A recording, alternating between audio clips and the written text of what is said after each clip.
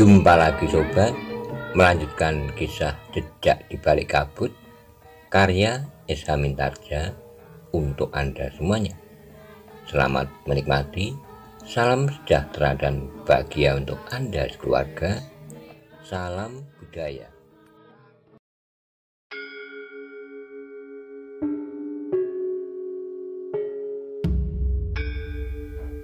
Pada episode sebelumnya dikisahkan, Paksi sedang berhadapan-hadapan dengan orang yang telah membunuh Ki Derpo, utusan dari Ibu Paksi yang sedang mencari keberadaan Paksi.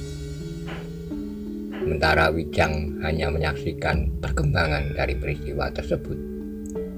Bagaimana kisah selanjutnya? Simak bersama-sama.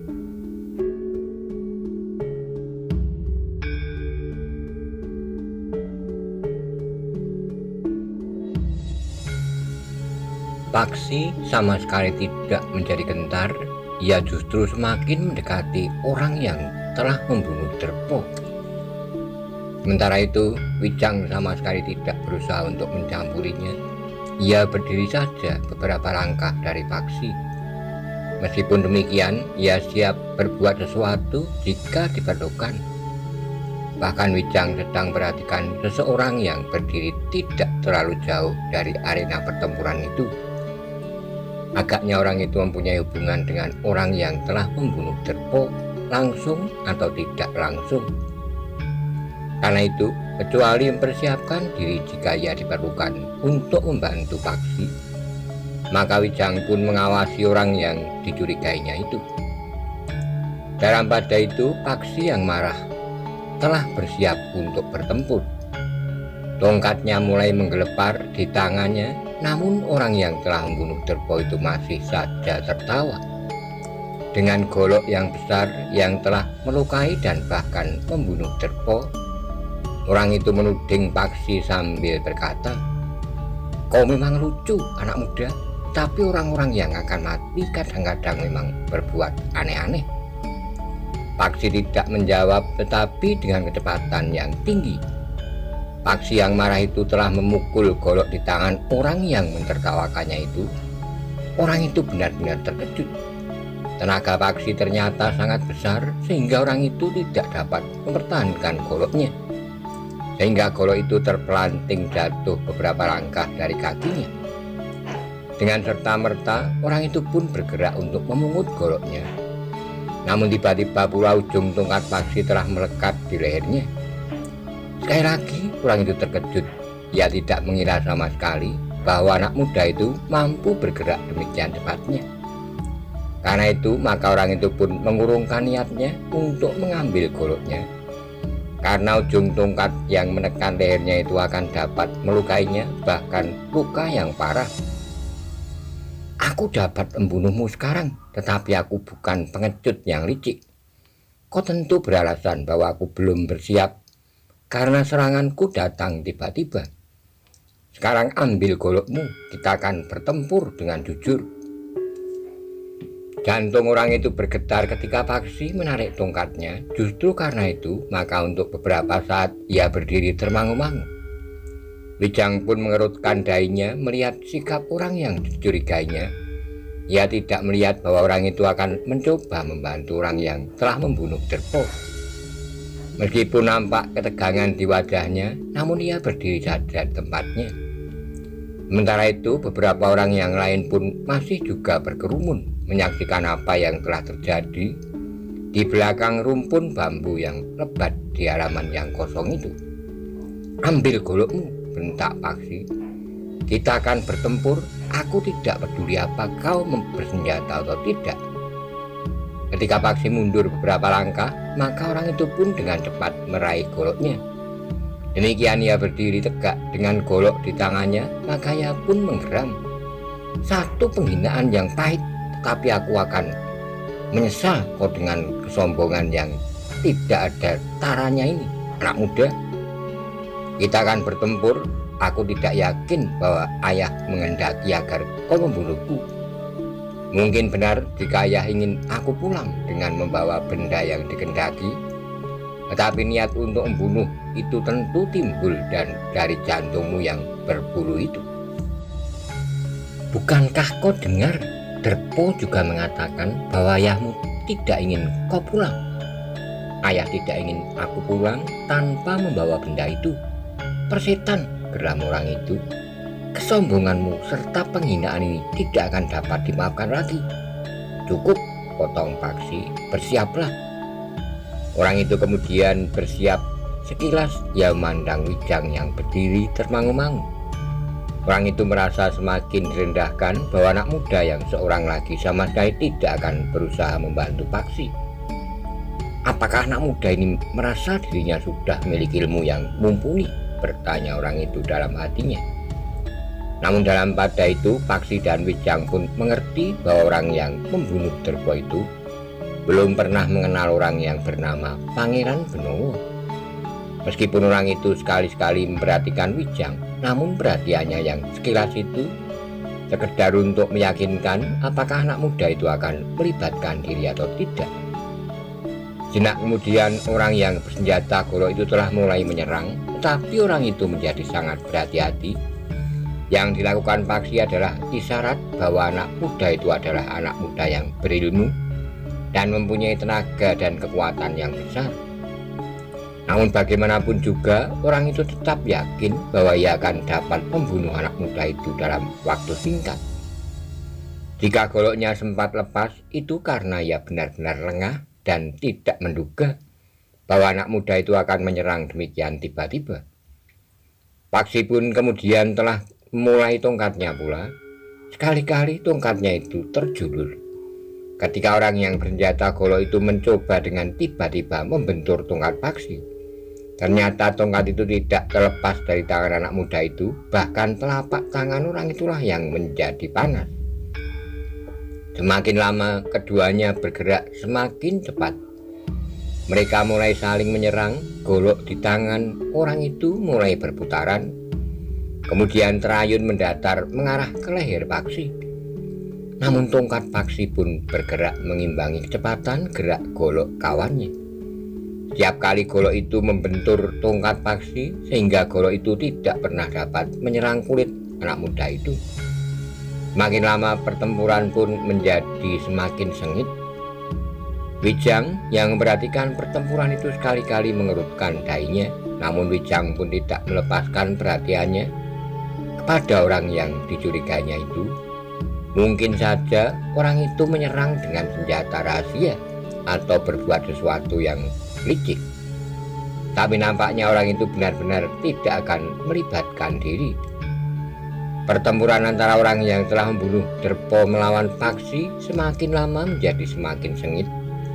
Ujung tongkat Paksilah yang kemudian telah berhasil menembus pertahanan lawannya. Ketika golok itu dengan derasnya menyambar ke arah bahu kanan Paksi, maka Paksi pun sempat memiringkan tubuhnya. Demikian golok itu terayun. Tanpa menyentuhnya, maka dengan cepat Paksi menjulurkan tongkatnya. Ujung tongkat Paksi itulah yang justru mematuk lambung lawannya, sehingga lawannya terdorong beberapa langkah surut.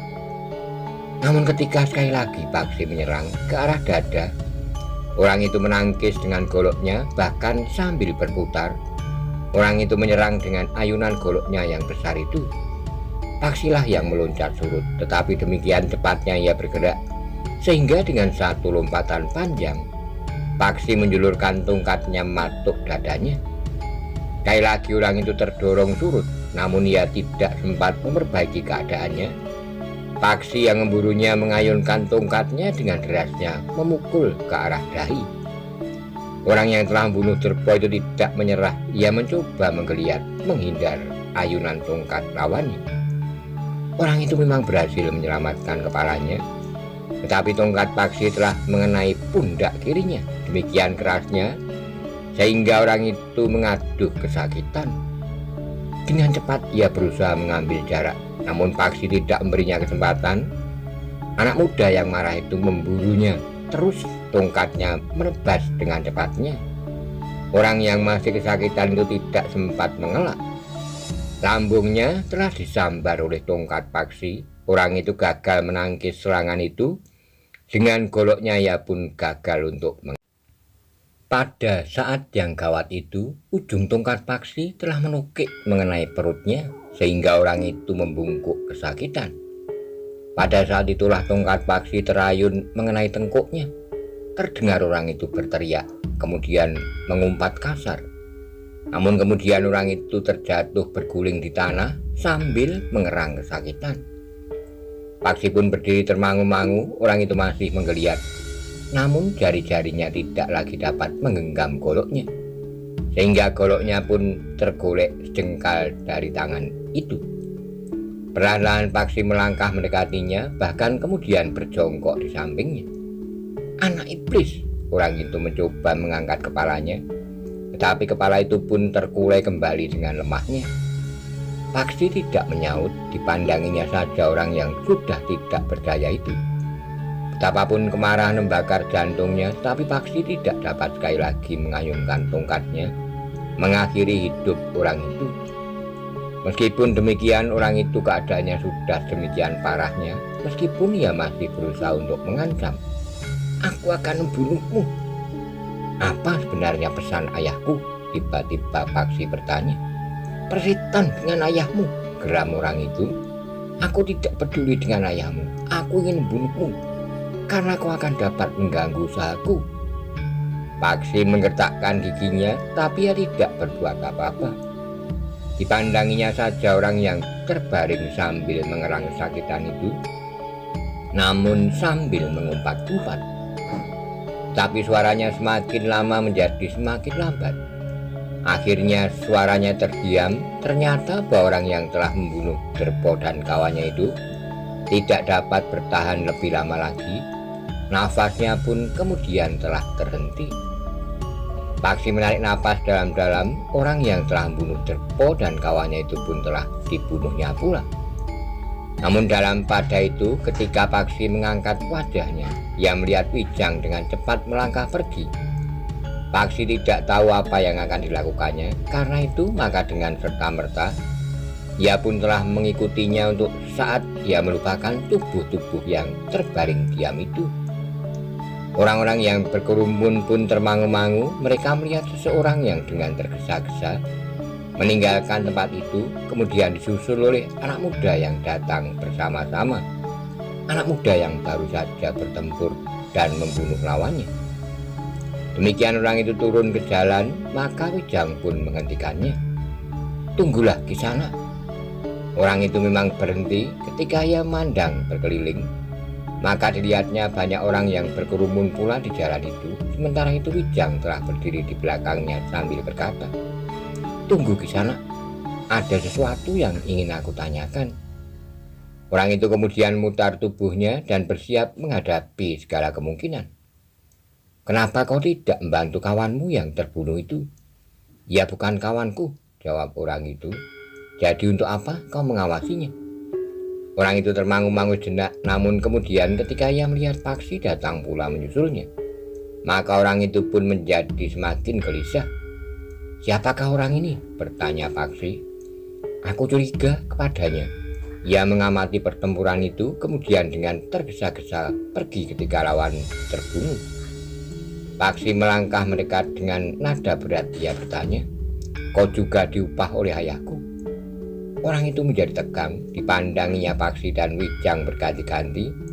Namun agaknya orang itu juga tidak mengenal bahwa yang dihadapinya itu adalah seorang pangeran. "Kenapa kau diam saja?" bentak Paksi. Orang itu terkejut. Ia memang sedang membuat pertimbangan, namun kemudian ia pun menjawab, "Aku bukan kawan orang yang terbunuh itu, tapi memang aku sedang mengawasinya." "Kenapa kau untuk siapa kau melakukan pengawasan terhadap orang yang terbunuh itu?" bertanya Paksi. "Aku adalah kepercayaan ayahmu." "Nah, bukankah orang itu juga bekerja untuk ayahku?" "Ya, tetapi ia seorang yang tidak dapat dipercaya. Karena itu, aku harus mengawasinya. Aku tahu bahwa orang itu berusaha untuk mengikuti Derpo yang mendapat perintah dari ibumu mencarimu. Benarnya ia bertugas untuk mengetahui, hanya mengetahui, apakah kau sudah berhasil mendapatkan benda yang dikehendaki oleh ayahmu itu atau belum. Kalau belum, Kau harus mencari terus sampai kau dapat menemukannya. Jika untuk selamanya aku tidak menemukannya, kau tidak dapat kembali pulang. Kalau aku tidak mendapatkannya, kau harus pulang dan menyerahkan benda itu kepada ayahmu. Mengapa ia akan bunuhku? Ia ingin mendapatkan cincin itu bagi dirinya sendiri. Ketika ia mencoba membunuhku, mengapa kau tidak berusaha untuk mencegahnya? Wajah orang itu menjadi tegang. Dipandanginya kedua orang anak muda itu berganti-ganti. Namun akhirnya ia berkata, aku tidak mendapat tugas untuk mencegahnya. Ayahmu tidak akan kehilangan jika kau dibunuh oleh orang itu. Tanpa memikul dosanya, ayahmu akan merasa beruntung atas kematianmu. Kenapa? Kenapa ayahku menginginkan kematianku? Ayahmu tidak pernah mengupah orang untuk membunuhmu, tapi ia sama sekali tidak berkeberatan jika hal itu terjadi. Ya, tapi kenapa? Aku tidak tahu. Wajah Paksi menjadi sangat tegang. Tongkatnya pun kemudian teracu ke dada orang itu. Katanya, dengar, aku dapat melubangi dadamu dengan tongkat. Aku percaya. Jadi jawab pertanyaanku. Aku benar-benar tidak tahu. Aku tidak dapat mencampuri persoalan-persoalan yang menyangkut keluargamu. Kau jangan berbohong. Aku dapat membunuhmu, geram Paksi. Kau dapat membunuhku, tapi aku tidak akan pernah dapat menjawab pertanyaanmu. Jantung Paksi bagaikan membara. Dengan lantang ia pun berkata, aku tantang kau bertempur. Wajah orang itu menjadi semakin tegang. Katanya kemudian, aku bukan pengecut, bahkan aku merasa bahwa ilmuku tidak kalah dari ilmu orang yang telah kau bunuh itu. Tapi aku juga merasa bahwa aku tidak akan dapat mengalahkanmu. Meskipun demikian, jika kau menghendaki untuk membunuhku, dengan cara sebagaimana kau lakukan atas orang yang membunuh Derpo itu, aku tidak akan menolak. Wijanglah yang kemudian berkata, kau tidak usah bertempur lagi, Paksi. Biarlah orang ini menemui aja ayahmu. Biarlah ia mengatakan apa yang telah terjadi di sini. Kematian Derpo dan kawan-kawannya, kematian orang yang telah membunuhnya, dan pembicaraanmu dengan orang ini. Aku tidak dapat mempercayainya. Ia dapat berbohong dan bahkan dapat memfitnah. Ia dapat mengadu domba antara aku dan ayahku. Aku pun tidak percaya bahwa orang ini tidak mempunyai hubungan dengan orang yang telah terbunuh itu. Semuanya, aku tidak percaya semua kata-katanya. Aku mengerti, saut Wijang. Tapi menurut pendapatku, beri kesempatan ia menemui ayahmu.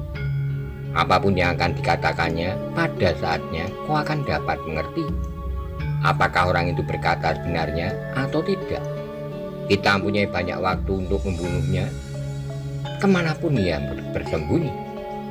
Ayahmu akan dapat memberikan petunjuk kemana kita harus mencarinya. Anak-anak muda, berkata orang itu, kalian harus ingat bahwa bukan hanya aku yang dapat berbohong. Ayahmu juga dapat berbohong. Persetan kau, geram Paksi.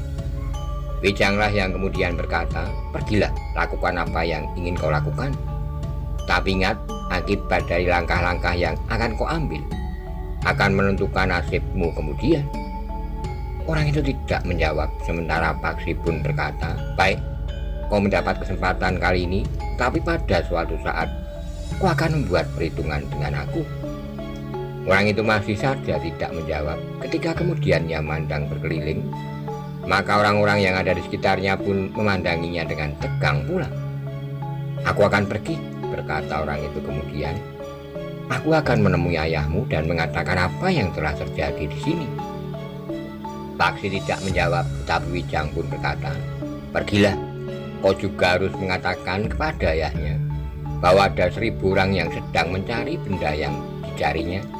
Sulit bagi Paksi untuk dapat menemukannya. Tiba-tiba saja Paksi memotong, tapi aku akan pulang. Ibuku menginginkan aku pulang. Aku tidak peduli siapapun juga. Orang itu tidak menyaut, sementara Paksi membentak, cepat pergilah. Orang itu pun menarik napas dalam-dalam. Selangkah ia bergeser surut. Namun kemudian ia pun melangkah meninggalkan Paksi dan Wijang yang berdiri tegak mengawasinya. Ia akan bercerita kepada ayahmu, berkata Wijang. Ya, Ayahmu harus tahu bahwa kau bukan lagi Paksi sebagaimana saat kau meninggalkan rumahmu. Paksi termangu-mangu namun tiba-tiba saja ia berdesis. Tapi apakah benar ayah mengendaki kematianku? Jangan percaya. Tidak-tidaknya ayah tidak mengendaki aku pulang. Tentu bukan itu maksudnya, jawab Wijang. Ayahmu ingin mendorong agar kau lebih bersungguh-sungguh mencari benda yang diinginkan. Paksi mandang Wijang sekilas, namun kemudian katanya, kau hanya ingin menenangkan perasaanku, tapi kau menangkap ketidakwajaran itu. Aku sekitar setahun yang lalu, dalam umurku yang baru 17, aku harus keluar dari rumah untuk mencari jejak cincin yang hilang tanpa bekal ilmu yang memadai. Bukankah itu keputusan gila yang pernah diambil oleh ayahku? Sudahlah, ada 3 sosok mayat yang terkapar di belakang rumpun bambu ini. Nanti kita berbicara lagi. Paksi pun tiba-tiba teringat pada Derpo yang telah terbunuh. Ia mengenal orang itu. Derpo sempat berkata kepadanya bahwa ibunya mengharapkannya pulang. Bersama Wijang pun ia kemudian kembali ke balik rumpun bambu. Beberapa orang masih berkerumun. 4 orang diantara mereka berdiri di sebelah tubuh-tubuh yang terkapar itu. Seorang di antara mereka kemudian memperkenalkan dirinya. Aku bekel di pedukuhan ini, anak muda. Wijang dan Paksi pun mengangguk hormat dengan nada dalam. Paksi pun berkata, kami mohon maaf Ki Bekel bahwa peristiwa ini terjadi di pedukuhan ini. Beberapa orang saksi mengatakan bahwa kalian tidak memancing keributan ini. Bahkan kalian merupakan salah satu sasaran dari orang yang ternyata terbunuh itu. Ya Ki Bekel, aku juga tidak tahu pasti kenapa tiba-tiba saja orang itu ingin membunuhku. Baiklah, berkata Ki Bekel, nanti aku berharap kalian berdua singgah di rumahku. Mungkin kita dapat berbicara tentang beberapa. Baik Ki Bekel, tetapi perkenankanlah kami berdua menyelenggarakan penguburan mereka yang terbunuh ini. Namun kami ingin mendapat keterangan di mana kami dapat mengubur mereka. Ki Bekel tersenyum katanya, biarlah orang-orang pedukuhan ini membantu kalian, anak-anak muda. Paksi menarik napas dalam-dalam katanya, kami mengucapkan terima kasih yang sebesar-besarnya Ki Bekel. Ki Bekel pun kemudian berkata kepada orang yang berdiri di sebelahnya, yang ternyata adalah Jogoboyo di pedukuhan itu, perintahkan beberapa orang untuk mengubur mereka, Ki Jogoboyo. Aku akan membawa kedua orang anak muda ini ke rumahku. Baik Ki Bekel, jawab Ki Jogoboyo. Namun Paksi pun kemudian berkata, tolong Ki Bekel, pisahkan yang seorang ini dari yang lain. Yang seorang ini justru musuhi kedua orang yang lain. Aku pun mohon seorang dari kedua orang ini dapat diberi ciri. Orang ini bernama Derpo. Baik anak muda, Ki Jogoboyo akan melakukannya. Pada suatu saat kami akan kembali. Keluarga kedua orang itu tentu ingin melihat kuburan mereka. Baik anak muda. Demikianlah Ki Bekel justru membawa Paksi dan Wijang ke rumahnya. Setelah membersihkan diri di Iwan, maka keduanya pun duduk di peringgitan bersama Ki Jogoboyo. Siapakah kalian berdua itu, anak muda? Dan kenapa kalian sampai kemari? Beberapa orang yang berada di sekitar arena itu mendengar bahwa kalian sedang mencari sesuatu di lingkungan ini. Yang aku yakini tentu sebuah cincin yang sekarang sedang diburu oleh banyak orang. Sebenarnya kami berdua tidak memerlukannya, Ki Bekel. Tetapi ayah kami yang memaksa untuk mencarinya. Apakah kalian bersaudara? Ya, Ki Bekel. Bukan saudara kandung, tetapi saudara sepupu, jawab Paksi. Nama kalian? Namaku Paksi. Namaku Wijang, Ki Bekel. Wijang pun mengangguk hormat. Yang kalian maksud dengan ayah kalian itu ayah Anggir Paksi atau ayah Anggir Wijang? Tiba-tiba saja Wijang menjawab, sebenarnya adalah ayahku Ki Bekel, tapi Paksi juga menyebutnya ayah. Ki Bekel mengangguk-angguk katanya, itukah sebabnya maka ayah kalian itu menginginkan Anggir Paksi tidak pulang? Kami masih harus menegaskan kebenaran pernyataan itu, Ki Bekel. Sebab sikap ayahku terhadap aku dan Paksi nampaknya tidak ada bedanya. Ki Bekel mengangguk-angguk, namun kemudian katanya, mungkin ayah Anggir Wijang telah memendam perasaannya. sejak lama, sehingga pada suatu saat perasaan itu terungkit. Sementara itu Ayah Angger Wijang tidak punya cara dan alasan yang pantas untuk menyingkirkan Angger Paksi. Aku tidak yakin Ki Bekel, sahut Wijang. Baiklah, aku tidak ingin seakan-akan menyelidiki persoalan yang timbul di lingkungan keluarga kalian. Namun yang penting yang akan aku beritahukan kepada kalian adalah bahwa banyak orang yang sedang memburu cincin itu.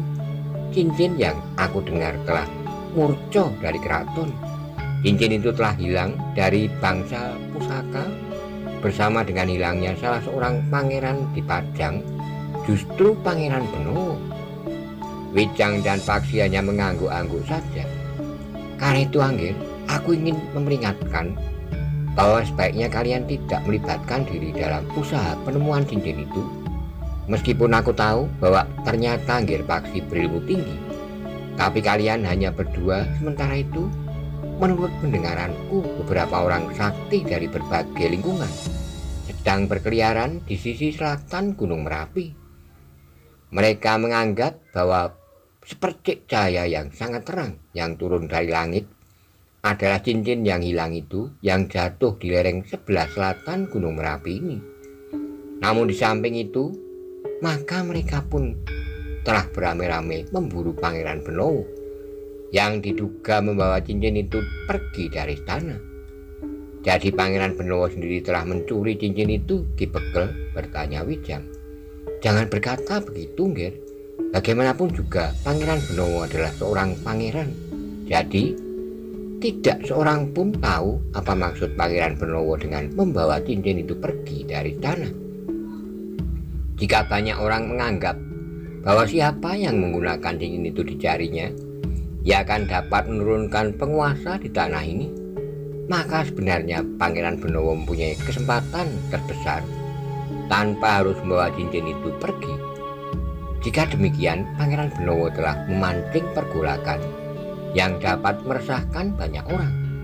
Sudahlah, yang penting ingin aku sampaikan kepada kalian. Baiknya kalian tidak usah melibatkan diri ke dalam pusaran perburuan itu. Kalian dapat menjelaskan hal itu kepada ayah kalian, jika ayah kalian memang telah menugaskan kalian untuk mencarinya. Kedua orang anak muda itu mengangguk-angguk dengan nada rendah. Wijang berkata, baik Ki Bekel, kami akan meninggalkan tempat ini. Sejak semula memang kami merasa segan untuk melakukannya.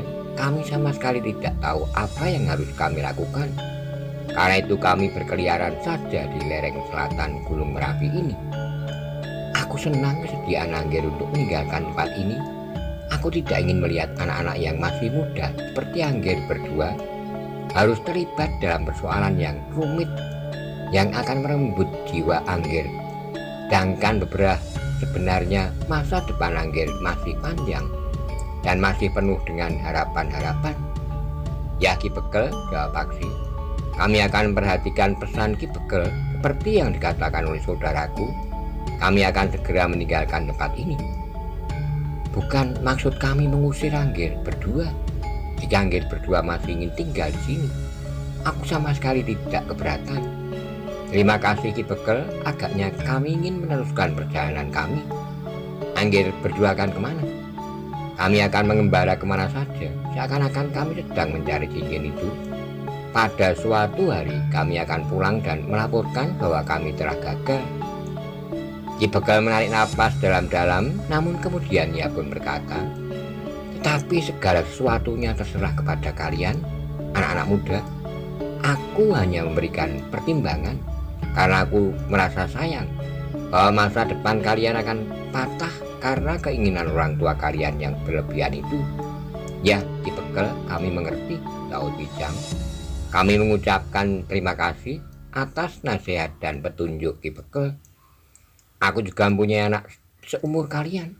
Aku selalu membayangkan masa depan yang baik bagi anakku itu. Aku pun berharap anakku berumur panjang. Namun ketika kemudian Wijang dan Paksi mohon diri, Ki Bekel menahannya, katanya, kami sedang menyiapkan makan untuk kalian berdua. Wijang dan Paksi berpandangan sejenak. Mereka baru saja makan dan bahkan terlalu kenyang. Karena itu maka Wijang pun berkata, Kami mengucapkan terima kasih Ki Bekel, tetapi kami berdua baru saja makan menjelang peristiwa itu terjadi. Ketika kami sedang berada di kedai itulah kedua orang yang sedang mencari kami itu melihat dan selanjutnya justru terlibat dalam pertengkaran dengan orang lain yang juga berkepentingan dengan kami. Tapi tidak baik menolak rezeki anak-anak muda. Meskipun hanya sedikit, aku minta kalian makan lebih dahulu. Sungguh Ki Bekel, kami mengucapkan terima kasih. Kami mohon maaf bahwa kami terpaksa tidak dapat menerima uluran tangan Ki Bekel. Kami bukannya menolak, tetapi agaknya tidak ada tempat lagi dalam perut kami. Tapi kalian baru saja bertempur, kalian tentu letih, dan seandainya kalian baru saja makan, maka kalian tentu telah menjadi lapar kembali. Kami mohon maaf Ki Bekel.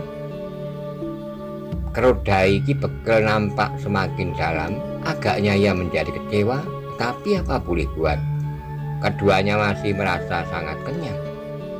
Dengan demikian maka Wijang dan Paksi pun segera minta diri. Berkali-kali mereka mengucapkan terima kasih dan mohon maaf kepada Ki Bekel.